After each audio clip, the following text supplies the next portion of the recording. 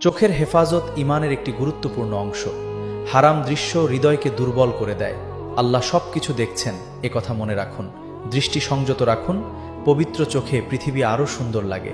নিজেকে গুনাহ থেকে দূরে রাখুন। এটাই তাকওয়ার নিদর্শন। আল্লাহ আমাদের চোখের হেফাজত করুন, আমিন। জিহ্বা মানুষের সবচেয়ে বড় পরীক্ষাগুলোর একটি কথা মানুষকে জান্নাতেও নিতে পারে, আবার একটি কথা জাহান্নামের কারণও হতে পারে। তাই ভেবে কথা বলুন। অশ্লীল ভাষা থেকে দূরে থাকুন। ভালো কথা বলুন অথবা নীরব থাকুন। এটাই উত্তম চরিত্রের পরিচয়। আল্লাহ আমাদের জিহ্বার হেফাজত করুন। শুকরিয়া আদায় করলে আল্লাহ তাআলা তার নিয়ামত আরও বাড়িয়ে দেন। অভিযোগ নয়, প্রতিটি অবস্থায় আল্লাহ তাআলার প্রশংসা করুন। যা পেয়েছেন সেটাও অনেক বড় নিয়ামত আল্লাহ তাআলার পক্ষ থেকে। আল্লাহ তাআলা আমাদের কৃতজ্ঞ বান্দাদের অন্তর্ভুক্ত করুন, আল্লাহুম্মা আমিন।